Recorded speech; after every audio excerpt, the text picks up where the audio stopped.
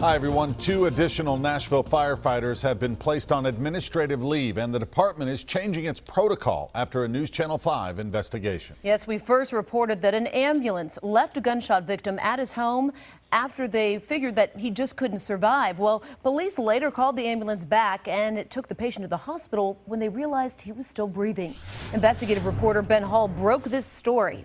That's right. A total of 8 firefighters are now on leave. The patient has since died from his injuries, but he was breathing when the ambulance left the scene without him yesterday morning.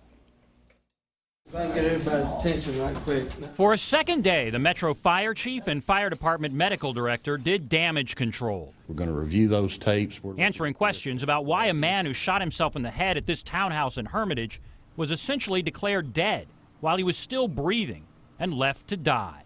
I want to stress to all Nashvillians, once again, everybody in this community, if there's signs of life, we're going to protect you. We're going to do our best to pull you through this incident if we can. The two sat down exclusively with NewsChannel 5 Investigates yesterday and explained why that did not happen yesterday morning. It started when EMS crews called a Vanderbilt doctor. The doctor determined the patient would not survive.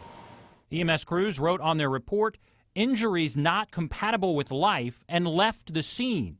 But police still on the scene called them back more than an hour later when they realized the victim was still breathing. This was a mistake made by good people trying to do a good job, but it's a mistake nonetheless. Today, Medical Director Corey Slovis promised to clarify the department's rules about when it takes people to the hospital. It will now say if the patient shows any signs of life, like breathing, a pulse, or movement, he should be taken to the hospital. That protocol will be minimally revised so that an incident such as this will never happen again. The chief put 2 additional firefighters on administrative leave while the department investigates what happened.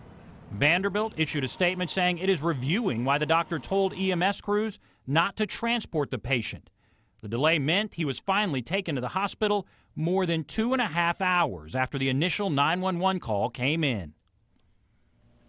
The 2 additional firefighters put on leave were on the fire truck that responded. The chief wants to wrap up this investigation quickly.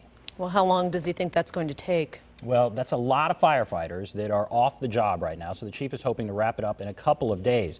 We should also say there is also focus on the doctor that told EMS not to transport, so we'll keep watching all of this. All right, and we will follow through with it too. Thanks, Ben.